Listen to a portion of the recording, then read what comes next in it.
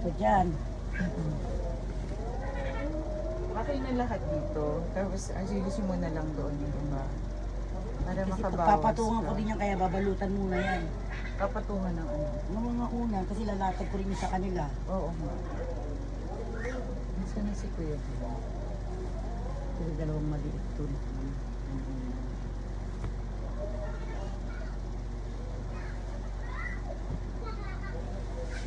Masarap matulog pag ganito yung unan, yung mabango. No? I-file ko na lang dito sa gilid para ma-umpisahan natin yung kabila. Ayan! Buti na lang natanggal ko na yung mga ano ko dyan, gamit ko dyan. Para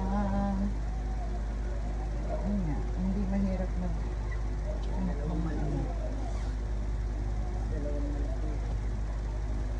May nakadagan pa rin mama, ha? Ano po? Ito dyan. Okay na lahat dito. Tapos ayusin mo na lang doon yung iba. Para Kasi makabawas papatungan ko ka. din yan, kaya babalutan muna yan. Papatungan ng ano. Nung mga una, kasi lalatag ko rin yung sa kanila. Oo nga. Nasaan na si Kuya? Kasi dalawang maliit dun.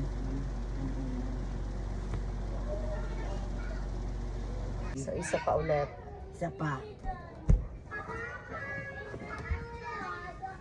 Kasi kami ngayon, nag-renovate kami ng aming condo. Okay? Yung mga nakalawit na bra.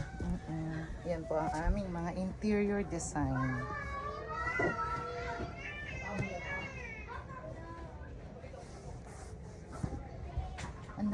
Kasi bahay yung isa.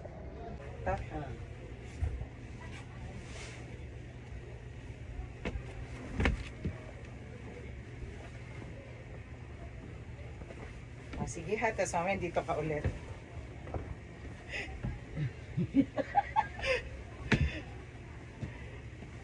Okay, ang mas madali to. Ngayon lang mas manipis. Dali naman, nag-fold yung ano. Okay pa yun. Sa'yo. Eh, hindi pa naman nalaban yung sa'yo. Sino? Wala na nasa... Inagis ko na ba? Hindi ko pa sa labahin.